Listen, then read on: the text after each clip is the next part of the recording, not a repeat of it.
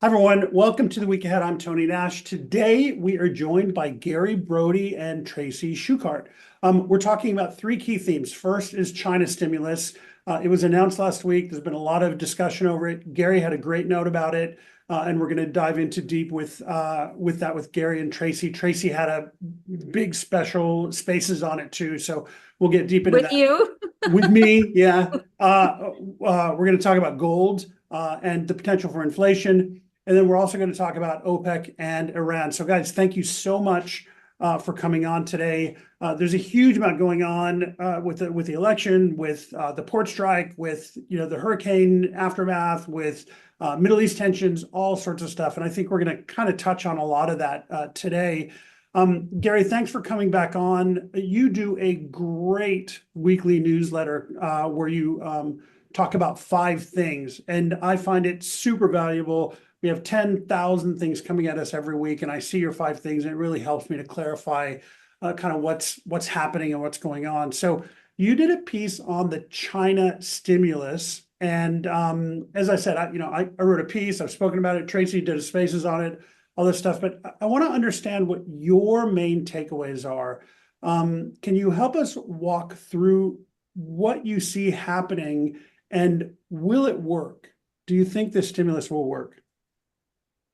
First of all, Tony, thanks so much for having me back and for reading the five things. I really appreciate it. Always good to see you and Tracy.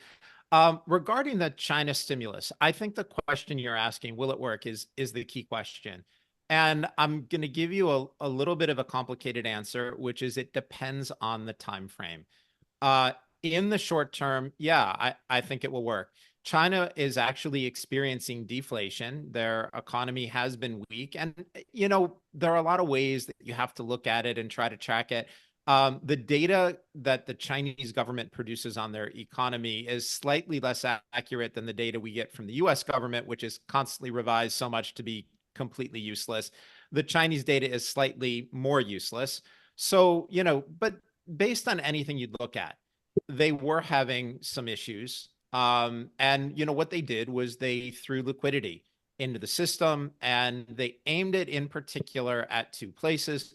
One is the housing market, which is a change in policy.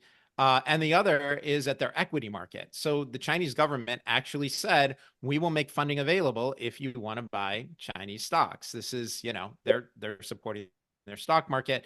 And the reason it's a change of policy on the real estate market is, just like many Americans store their wealth in the stock market here, in China, they tend to store their wealth in property. And Xi Jinping has come out in the past and said, houses are for living in, not for speculation. You had a lot of empty houses. And so what they did was, they tried to make the reserve requirements lower, the mortgage rates lower, and making it easier for people to buy houses. In the short term, this kind of stimulus does work, and it will stimulate the economy and potentially help their property sector. And it certainly, I think their stock market was up something like 20% in a week. So that has worked. The reason I'm saying it's complicated is because long term, none of this addresses the underlying problem. And if somebody wants to point out, hey, you guys in the US are doing the same thing, you're addressing short-term headlines and not dealing with the long-term problem, I would agree with that. But in the case of China, they have a state-controlled economy, and they're building property, they're building houses with so much leverage that banks and property companies are going bankrupt. Housing isn't being finished. A lot of it is just being held for speculation so that they're, like if you have a son, you need an apartment so your son can get married. It's a bit of a mess there. And so long term, it doesn't impact the underlying problem. And that's the thing that would worry me. The other issue that China has that we don't have here is the advantage of single party control is you can simply dictate your policy. And if you're right, that policy will be enacted. But the problem is if you're the Chinese Communist Party, you're the only one who gets a vote. And if that policy doesn't work, everybody knows who to blame, even if they can't go online, even they can't go on TikTok and blame their government, people know. Here in the US, every time a political party comes up with bad policy, they can blame the other party, or they blame greedy corporations, or they blame supply chains, or they blame, Vladimir Putin or the boogeyman or whoever it is. Here, people can at least try to duck. In China, if they have something that's not working, everybody knows who to blame. And that sort of changes the calculus of what they can and can't and should and shouldn't do. So I, yeah, that's all super interesting and it all makes a ton of sense. I guess the part of the question I have, and I haven't really voiced it, but I'm gonna ask you since you're so smart, why don't they just intervene in their equity markets through their finance ministry and their central bank like Japan and the US does, right? I mean, we do it, Japan does it, most developed countries do it. If they want to goose their equity markets, why don't they just have their central bank do it like we do? That's a great question. And the one thing that is different, and I don't know that, Tony, I don't know that this explains the difference, but remember that in China, all these big companies are either state owned or partially state owned or state controlled. They have, I believe they call it like a golden share, where the state already owns a small percentage of the company, but it has, voting rights or veto rights. I'm not sure exactly why they made the decision to try to have those shares in private hands. Maybe they just didn't want to be more overextended. Worth pointing out, the Chinese government and their banking system, they have leverage problems like we do here. And so Oh, this just bigger, may have, yeah, actually bigger, yeah. agreed. And so it may have been a way of just saying, look, we'll lend you the money, but you have to pay us back, as opposed to increasing the size of an already bloated balance sheet. Okay, the other question is this: why don't they just have their central bank intervene in their MBS market just like we do to prop up our real estate? And I'm asking these questions somewhat ironically because Yeah. a lot of people point to China and say, well, they're a centrally planned economy, et cetera. But we intervene in our equity markets, we intervene in our commodity markets, we intervene in our mortgage markets. So, there's a lot of study of how Japan has intervened in those markets and how the US has intervened in those markets, really to prop them up, right? And so what's really interesting to me is that China's coming out with these things, and this isn't in any way to defend China, but they're coming out with these things in a very explicit, overt way, where the US and Japan actually do it in a more direct, less overt way. Does that make sense? It does. And here's the thing that's really interesting to me, because one of the things that to me makes economics interesting is looking at which systems do and don't work. And you just named three different models. And the interesting thing is none of them are working. Right. And so, here in the US, we have Fannie Mae, we have Freddie Mac, we have the Federal Reserve that had a couple $1 trillion of mortgage-backed securities on their balance sheet, which, by the way, they are not legally allowed to own, but they just did it. So you're Of right. course, there are no Right. consequences. That's right. Right. Nobody's held accountable unless certain people want you held accountable. Right. Somebody said to me, well, wait, if they can't do that, why are they doing it? And my answer is, you can do whatever you want until you're sued and stopped. Right. Right. Government agencies do illegal things all the time. It takes somebody bringing a lawsuit and successfully getting it into court to put a stop to it. But, Tony, here's what we've had here in the US. Our government has succeeded in propping up the housing market and making housing unaffordable for a huge portion of the country. And I have sympathy, for people in their 20s and early 30s, who are maybe working really hard, but are feeling like they're going to be locked out of locked out of home ownership for decades. Japan has their own issues. We've talked about it at length, where they have massive amounts of debt below market interest rates. They were at negative interest rates for 9 years. Now they're just barely above positive. I think their reference rate, their version of Fed funds rate, is something like 25 basis points. And that they have the yen there went from 102 to 160, back down to the mid 140s right now. But with the Bank of Japan saying, hey, we're not raising rates again, that currency could start sliding. China, what they've done, I believe part of it is to give the government a little bit of, we talked about who's responsible. And by using companies like Evergrande to finance, they've at least put some plausibility between themselves and the disaster, meaning the government and the disaster. Yeah. That may be part of the reason they do it. But at any rate, the Chinese have built millions and millions of homes that are either unfinished or empty. They have entire ghost towns. That's what happens when you have a command economy. You have gross misallocation of capital. And if somebody wants to say, hey, wait a minute, you guys kept interest rates in Japan and in the United States far too low. Yeah. And we ended up with misallocations of capital here too, with tons of zombie companies that still haven't died. Yep. So, okay. So what are your thoughts, like in the short term, do you think China's appealing as an investment location, No. either for portfolio or for foreign direct investment? Yeah, no. And Okay. the reason let me clarify. And first of all, there are people who have made a lot of money investing in China. But there are a few issues, right? One is those companies, they not only do they have different audit rules, but their companies aren't allowed to do an audit that would pass muster, here in the United States. So, Mhm. this issue, and somebody could say, yeah, well, in the US, you have companies that, mess around with the numbers and you guys have fraud there. Yeah, but it's not state sanctioned fraud. That's completely different. You Sure. also have an issue where there's a question over what you really own. So, here in the US, we do a decent job of protecting the rights of shareholders. Mhm. And, if you own stock in a company, you own a percentage of that company. If you're an American investing in Chinese companies, you don't own that. You end up owning, some part of a tracking stock trading like in the Cayman Islands, fingers crossed that there's economic value there. The final thing is, well, we definitely have issues with regulatory overreach here, with regulatory capture, with overregulation. There are all kinds of issues that we have here.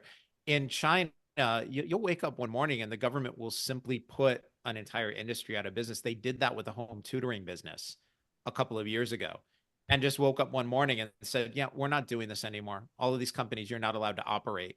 And they don't care. They don't care that they're going to put companies out of business, that people will lose jobs, that the stock market will be down on it. But I don't like being exposed to a government coin flip that somebody could wake up one morning and say, we've changed our policy. You're no longer Mhm. in business. Yeah. I mean, one could argue that happens here in the US too. I think the possibilities we have for through the judicial system make it different, but you have to have a lot of money to sue people in the US. That's the only downside. Yeah. I mean, And by not the the way, only Tony, downside, but that is, that's part of the equation. yeah, you're right. You need resources there. And the thing that I would add to that is it's not just the situations that you're talking about, but you also have all kinds of ridiculous regulatory capture where governments are using the banks in unconstitutional ways to stifle the access of legal businesses to get capital. Yep. And that it's not legal, but we're seeing it. We talked about this in this week's Five Things, where Caitlin Long and Marty Bent where they did a great interview on the government killing Silvergate Bank. There were enough reserves there that every single depositor got all of their money back.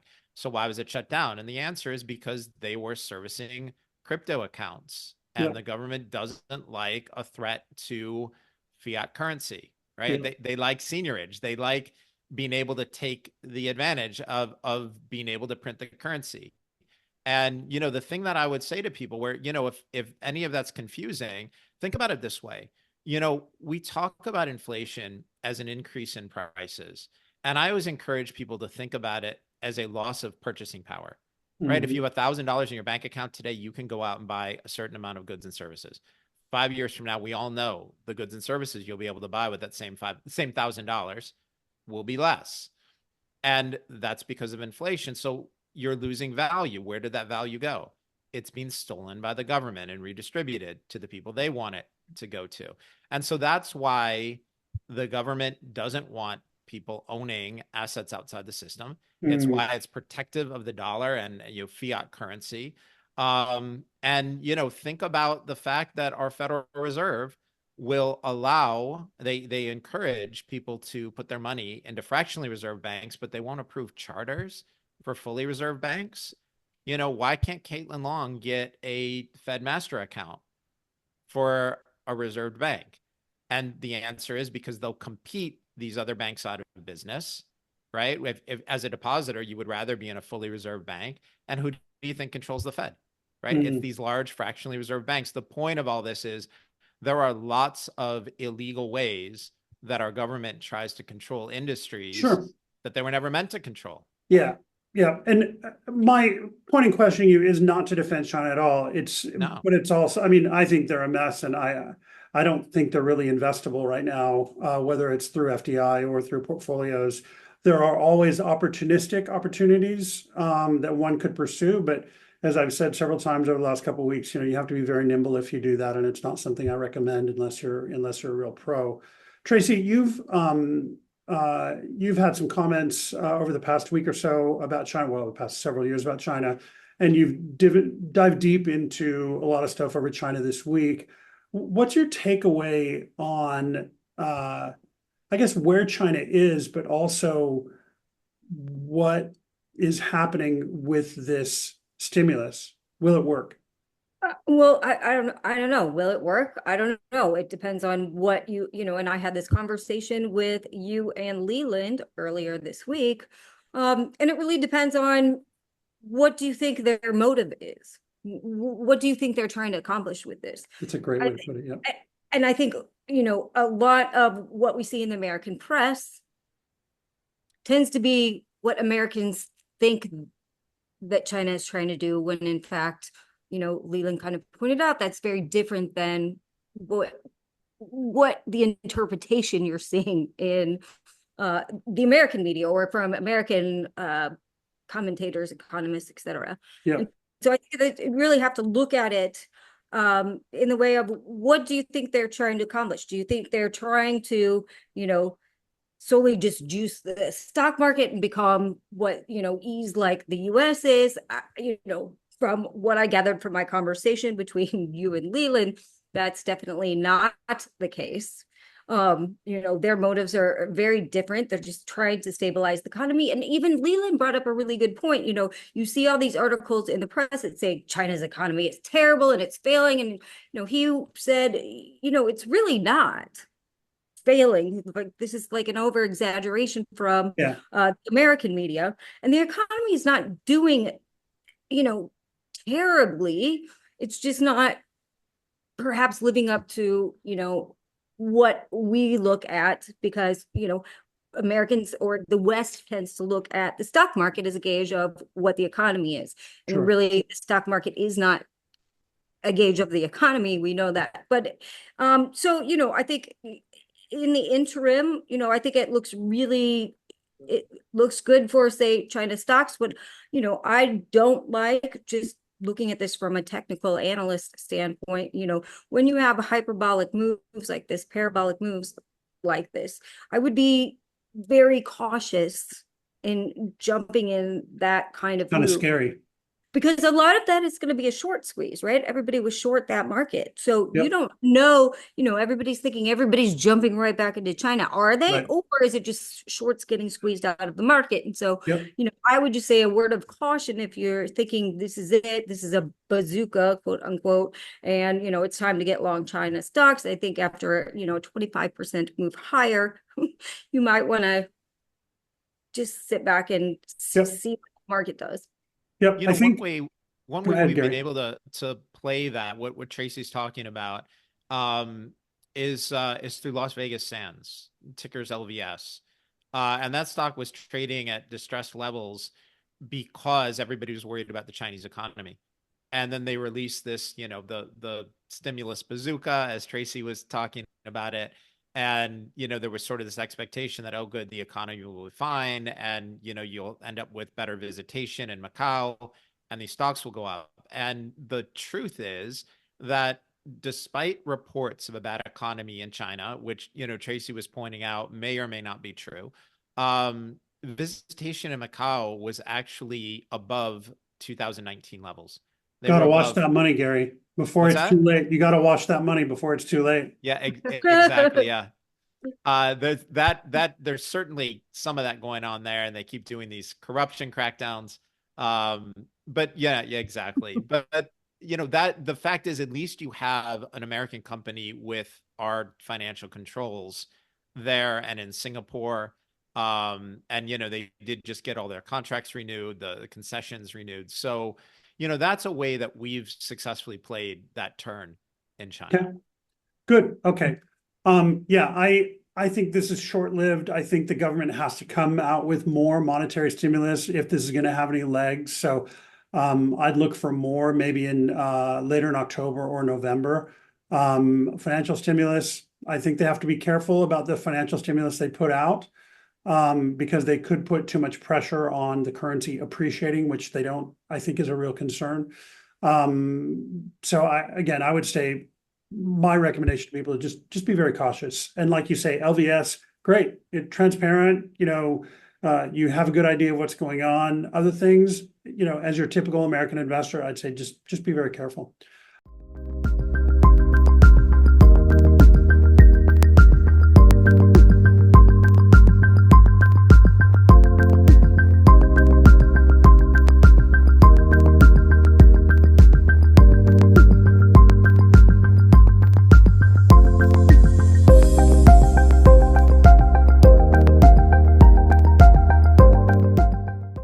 I want to talk about gold for a minute. You also covered gold in your 5 things. And given the Fed cuts, the China stimulus, the bank bankruptcy that you were talking about, expected plans, the US presidential election, all sorts of things, gold has been rallying, of course. And so help me understand your view on gold and, how far does this go? So that's a great question, Tony. And what we're seeing all over the world are governments that are hugely overleveraged, and everybody's plan is to continue spending. Nobody is saying, oh no, we're 35, $36 trillion in debt and running multi-trillion dollar deficits. We should slow that down. And worth pointing out that here in the US, neither candidate for president has any plans to slow spending. Whether Republicans or Democrats end up with control of the House or the Senate, nobody slows spending. That is not on the menu, right? We are at guns, butter, bread, circuses, whatever you want, the government will provide it. But the way that they're doing that is by taking on additional debt and increasing the money supply. And so worth pointing out, the original definition of inflation was an increase in the money supply. That's what we have. And people, again, they want to blame COVID. They want to blame supply lines. They want to blame Putin. But if those things had been the issue, then prices would have come back down already. They haven't. The real issue is government overspending, and that's not going to stop. I want to make sure that we capture that. You said prices would have come down. So you're talking about deflation would have already started if those were the issues, not a slowdown in inflation, but actual deflation. That's exactly right. So let's go back to 2022 when we started. Inflation really started to ramp up in the fourth quarter of 21. But in late 21 and 22, when people started to see inflation, what did they say? Oh, well, it's COVID, it's supply lines, Transitory. Right. Yeah, I'd love that word. But if that were the case, here we are now, about 3 years later, and prices would have come back down because those supply line issues have been addressed. The shipping rate issues have been addressed, right? So we would see prices come back down. Actual deflation, we didn't get that. What we got was disinflation, which, for everybody who loves their high school calculus, is a change in the rate of change. It's a second derivative change. And what that means is we've had continued inflation, but just at a slower rate. Prices keep rising. And so what that tells you is that the inflation that we have is correctly tied to government overspending. Now, that's not stopping anywhere. Governments all over the world feel like they have found this magical way to pay for everything, without taking the blame for higher taxes. And we are all paying for our stimmies. We are all paying for all of these social programs, for the military. We're all paying for this, but through inflation, not so much through taxes. And that's the issue. And by the way, this is intentional. Janet Yellen came out and said her biggest regret as a chairperson of the Federal Reserve was not creating more inflation. Chairman Powell had come out and said, we want to let inflation run hot. We're going to go for 2% over time. meaning we want inflation to run hot for a while. This was intentional. And the reason you would do that is if you owe $35 trillion, what you want is to be able to pay that off or to have that $35 trillion not be worth so much.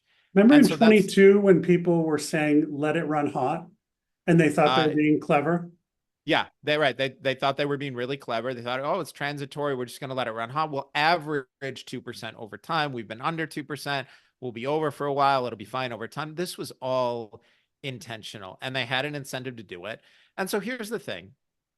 Me complaining about the overspending in Congress and the monetary policies of the Federal Reserve, that's pointless. There's no point in going through life unhappy because nothing's going to change. So the real question is, what do you do about it?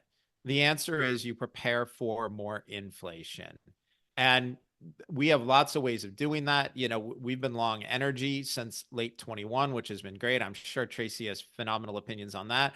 But gold and Bitcoin are also great ways to play that. What we're also seeing are foreign countries no longer trusting the dollar. People are saying this whole BRICS coalition won't be able to have a competitor to the dollar as the world's reserve currency. No, but China and India are buying huge amounts of gold. And because they want to hold fewer dollars, they want to have more gold. And, the other thing that I would suggest to people is anybody who saw the Bank of America news yesterday, right? They had a tech glitch, their systems were down, and people were showing zero balances. There are people with legitimate fears that governments all over the West will close the window and you have bail-ins, basically, not let you get your money out of the bank or out of your brokerage account. There's talk about taxing unrealized gains, which is just asset seizure. I would tell everybody, have some assets outside of the system. Gary, most people are buying gold through ETFs. Most people are not buying physical gold and holding it in their safe at home. Yeah, and you know what? That's fine. That's fine for financial return, but you're right, Tony. If you own physical gold, you own something outside the system. If you own the GLD, and by the way, I do own some GLD, because I don't want to keep that much in assets at home. I don't want my, home to be a target for robbery. It's, there are all kinds of issues to solve. And I agree that money I have invested there is not outside the system, but we are also huge fans of not only owning Bitcoin, but don't own the ETFs. Don't leave it on the exchanges. Don't keep it, at Coinbase or Binance. Self-custody. Have something outside the system. Yeah, have but something work down. Okay, let's say all the banks are down, right? Are you going to go down to your grocery store and spend Bitcoin? If the whole system is down, Tony, then you need something to work as money. I think Bitcoin is one option. Precious metals are another, although you end up with a divisibility problem. Like, if you're using an ounce of gold to buy your groceries, boy, do you have an inflation problem there. So, I don't know. But at that point, I mean, if you're really talking about that level of disaster, we're probably in a barter economy. And if that's the case, I would tell people you want to own, rice, beans, canned food, high quality whiskey, chocolate, sugar, salt, coffee, basically take whatever's in Tracy's pantry and multiply it. Yeah. Okay. So gold, your view is gold is going to continue to grind higher. Yes, it is, but I would reframe that. I would actually rephrase it as gold will hold its value while the purchasing power of the dollar declines. And that means more dollars per ounce of gold. But, I'm just trying to get people who are coming to this for the first time to really think about purchasing power. And, the dollar price of gold could go up. The question is gold holding its purchasing power? And I think the answer to that is clearly yes. And that's been the case for thousands of years. We're seeing the opposite. Sorry, not the opposite. We're seeing that on steroids with Bitcoin, where Bitcoin is increasing its purchasing power over time. Okay. And that's fantastic. Okay. You mentioned deflation, and I watch a lot of college football on Saturdays, and I noticed that a lot of these fast food companies have really started with these value menus. And to me, that tells me that there is, in some pockets of the economy, there is some deflationary impulse where customers are getting more for less than they would have a year ago. Is that, I mean, could that loosely be considered deflation and some starting of it? Or, I walk into Walmart and there's price rollbacks on things, significant actually, not just little bits here and there. Is that potentially the starting of a larger deflationary move, or is that just marketing? I think we'll see it in pockets. And one of the things we've been talking about for, I don't know, a year, 2 years at Deep Knowledge Investing is we've been talking about a bifurcated economy. And so, a lot of people look at the aggregate data and they say, hey, look, inflation came down. But again, these are the same people who are telling us food inflation is only 1 or 2%. Right. I'm convinced anyone who says food inflation is 2% hasn't been in a supermarket in years. They have to help buy their groceries. Yeah, exactly. So, but the unemployment level is very low. Lots of jobs listed. And, what I've said is that is entirely dependent on government spending. Our GDP is just a function of government spending at this point. The private market economy has been suffering and badly. And so what we have is the government spending a huge amount of money, government recipients getting a huge amount of money, but not enough that they're living lavish lifestyles, but it's just a lot of handouts. And people who are taking part in the private market economy, who are running businesses and small businesses, are really, really suffering and having a hard time. It's hard. I run a small business. You run a small business. It's not easy. Tracy runs a small business. Yeah, exactly. Yeah. And it's been a huge problem. And so, what I've said is the aggregate statistics look good, but a lot of people are suffering.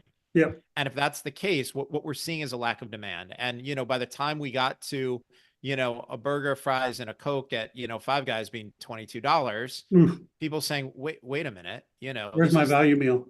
Yeah, exactly. Exactly. So I think we're starting to see a lack of demand based on people they can't stomach the next price hike because the CPI is wrong. Inflation may be 2.5% for certain people who are only buying certain things, but for most of us, it is a lot more.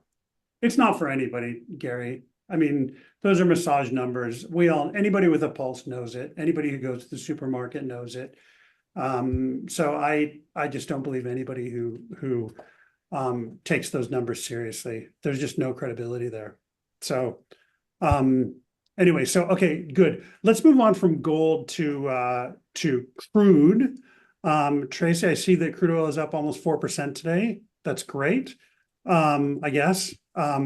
But you had talked a little bit about OPEC earlier this week. There was a meeting, a joint ministerial, where they issued a statement about supply. And then there was a Wall Street Journal article talking about the Saudis kind of threatening other people in OPEC or something. And then OPEC issued a response. So can you talk us through the OPEC drama this week? Yeah, I mean, it's been a wild week in general, right? And so first we had this article coming out that said, and this was the week before this week, saying that, OPEC was ready to start tapering in December. And that was voluntary cuts in December. And that was a fact. And then Saudis were going to increase production until they reached 1 million barrels a day addition in December 2025.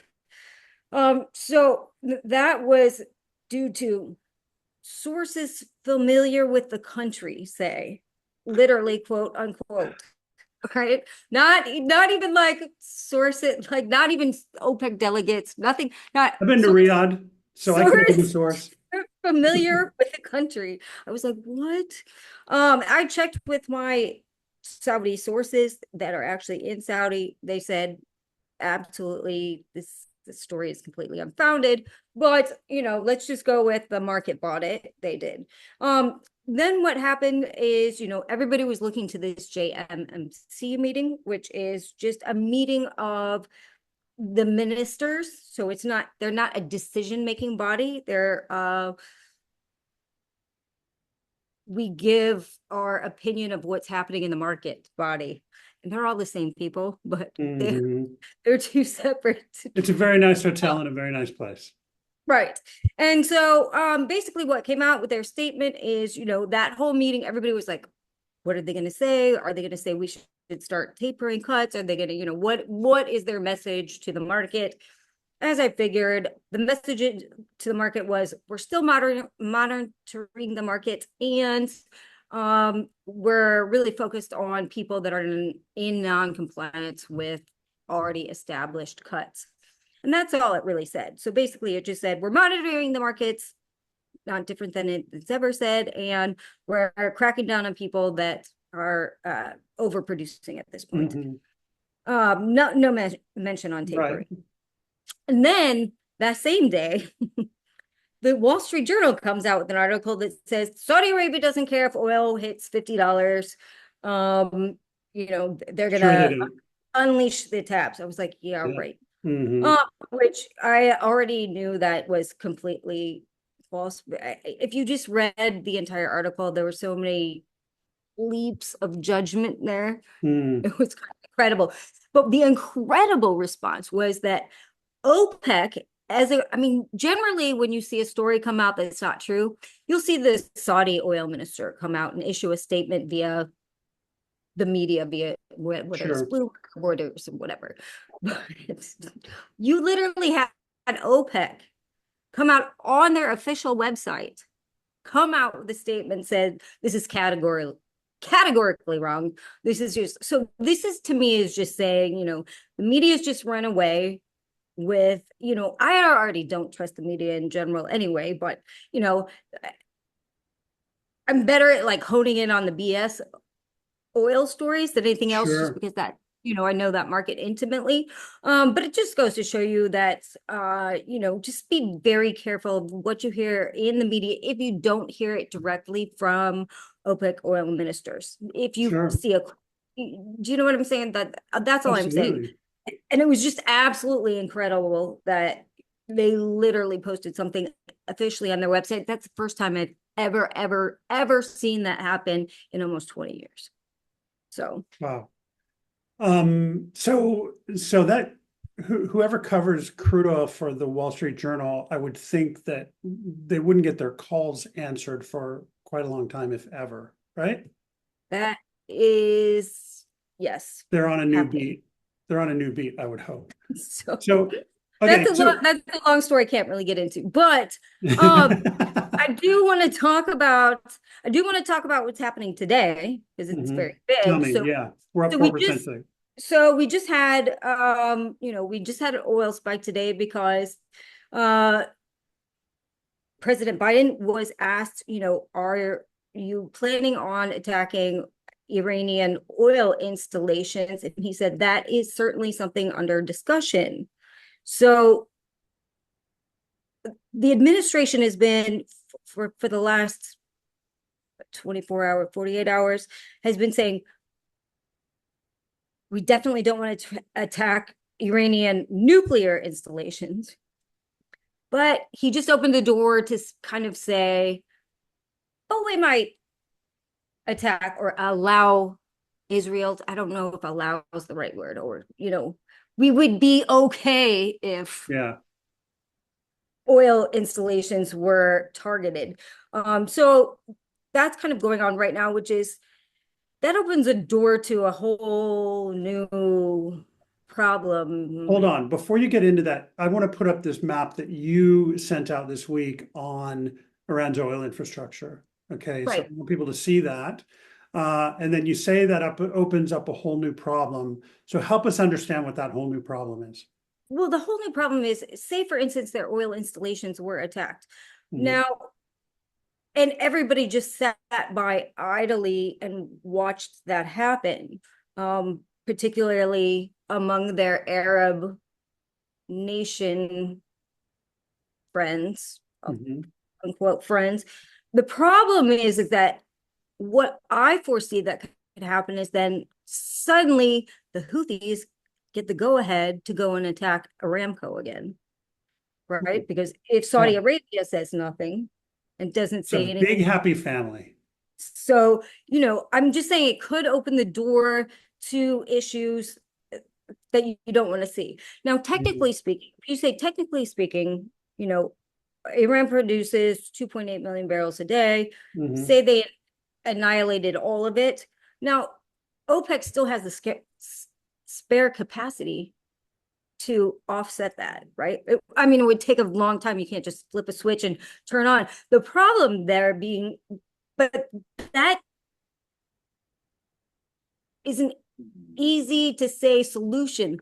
What is not, what I think a lot of people aren't looking at is that the ripple effects that this would have across the entire Arab Oh, sure.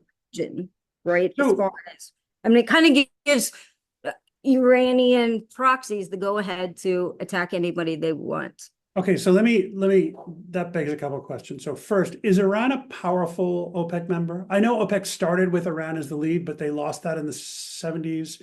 So are they still a very influential OPEC member? Well, no, because they're not included in, because of sanctions, they're not included in any kind of quotas and whatsoever. However, they still are a functional member within the group. Right. Okay, so that's interesting to know. Second, I have heard people say early on that the better target for retaliation would be refineries, not crude oil facilities, because that would impact domestic Iranian consumption, not global crude prices. Is that a feasible alternative target? It could be a feasible alternative target, but I'm not sure how much that would cripple them domestically, given the amount that they import from Iran, from Iraq. So, Oh, they so they can import a lot of their refined product from Iraq. refine products. Yeah. So they can, 'cause they have shared oil fields, they have a shared border, Right. if you hurt their refining oil infrastructure, then they'll just buy from Iraq, right? So, I mean, Do it's they their buy from neighbor. India as well, or only from Iraq? Yeah, no, they buy from, Refined product. oh yeah, refined product. They buy from all over, but I mean, their main trading partner is Iraq, because they also have shared oil fields, which is why they've been successful at exporting their oil, Right. because it goes through Goes through Iraq. Basra or whatever. Yeah. Um, So, so, so but if I think it did, go ahead, sorry. I think what would be a bigger devastating blow to their economy is if they went after Carg oil storage facility, Mhm. right? Because that's really where they have most of their product right now. And so I think that would be more devastating than trying to hit um oil fields, so to speak.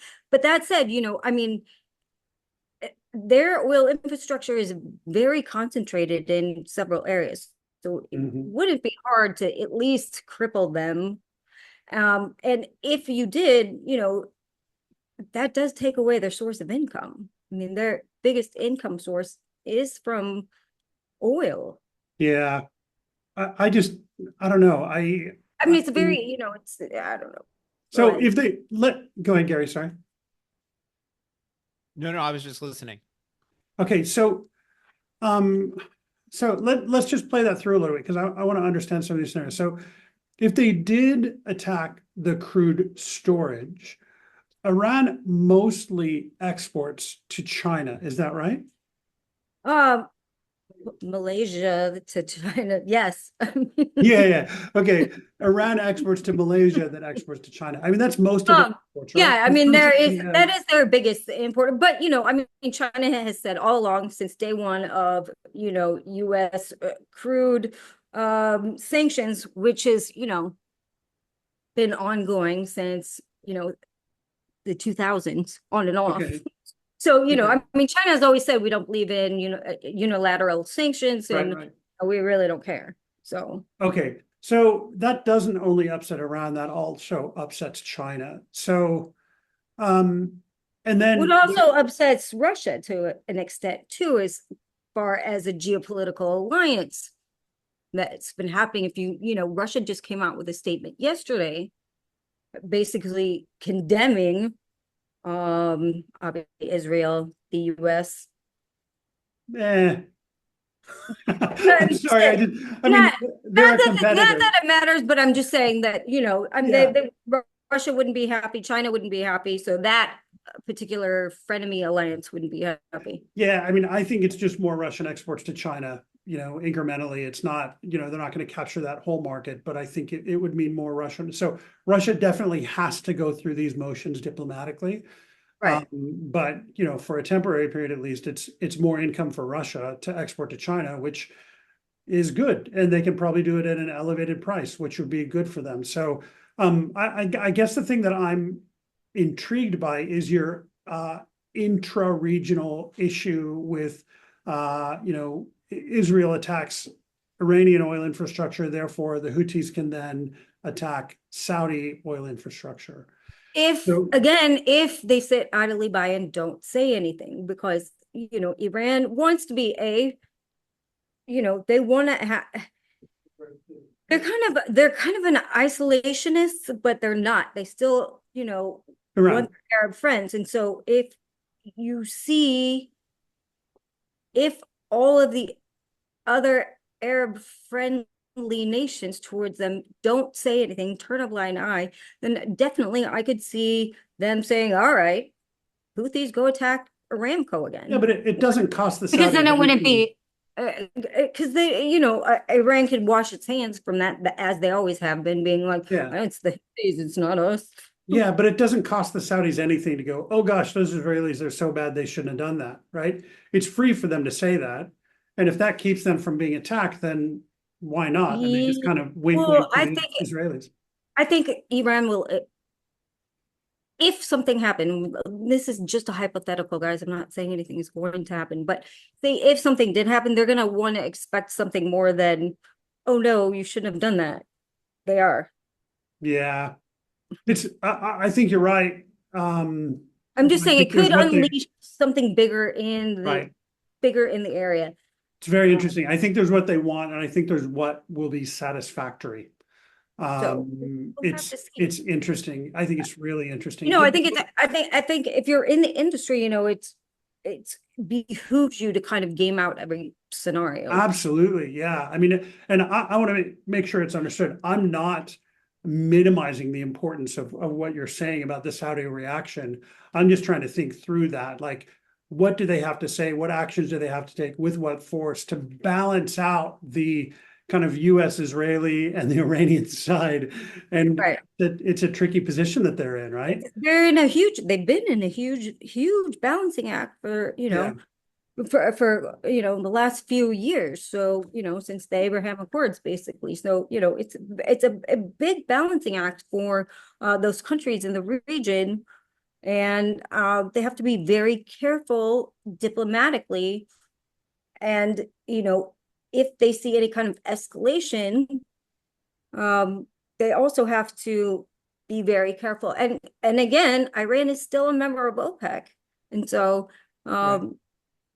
that's something to consider as well. Yep. So, but do either of you think that what the Saudis really want is a stronger Iran? I don't know that that's necessarily the angle, like the end result they want out of all of this. I don't think they want a stronger Iran. I think they're, they haven't obviously haven't always gotten along with Iran. You had the Houthis, attack them for years and attack, oil infrastructure for years. However, within that contentious political relationship, they still have been able to maintain their OPEC relationship as a completely separate entity. And so their relationship is very complicated, to put it mildly. Yeah. So I'm going to go a little bit kind of outside the box and talk about what I think the Saudis want. And I don't know any of this as inside information, but What I think the Saudis want is for Qatar to become a main member of the GCC again. And the only way they can do that is by severing their Iran ties, and stop being a funnel for Iranian money and stop enabling, a bunch of stuff that Iran's been doing, and to stop the UAE from enabling this stuff as well. And so I think Saudi wants the GCC to be a single unit. And I think cutting off Iran's access to UAE and cutting off Iran's access to Qatar would be a huge win for them. So balancing out their GCC priorities, balancing out the Abraham Accords priorities, balancing out the Iranian priorities, it's actually a really tricky position that they're in. I don't believe they want a more powerful Iran. I'm just curious why you asked that question, Gary, because I think that's a really interesting one that I hadn't thought about.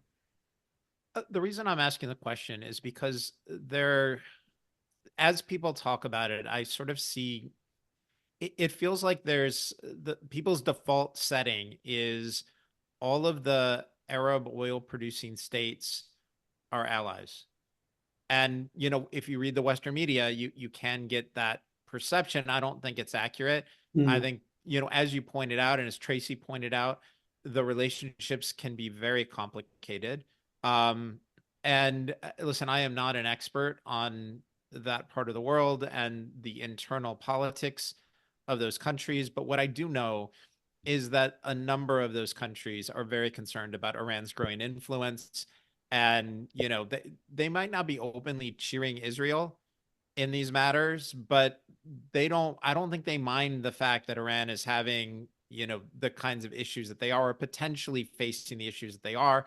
And, beyond that, if you're the Saudis and some part of Iranian oil production or oil refining got taken offline, well, that's a higher price and more share for you. So I think they have a financial incentive and a geopolitical incentive to, maybe not be as supportive as some of this conversation and other conversations I've heard imply. And I'm not pretending I know anything, on that. It's just sort of, to me, the natural question to be asking. No, I think it's a great question. I guess the question I have for both of you guys is geopolitical risk premium a thing?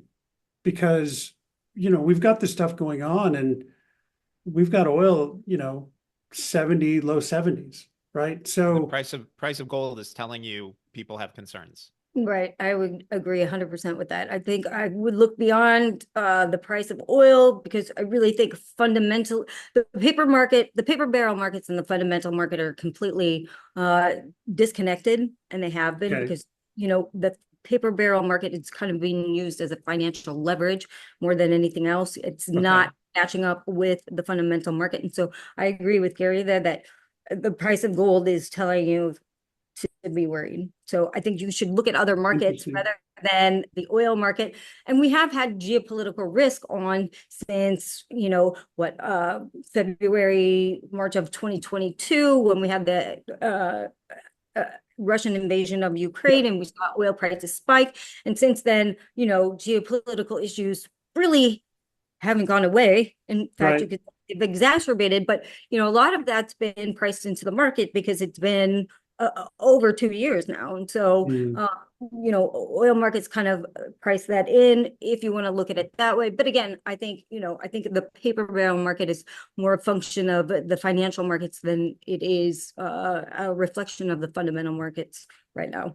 I agree with Tracy on that. And the other indicator I would point to sort of talk about geopolitical risk starting to be priced in is, it's very easy to say, hey, US equities at or around all-time highs, but take a look at the VIX, right? That's, as we're talking, that's just under 21.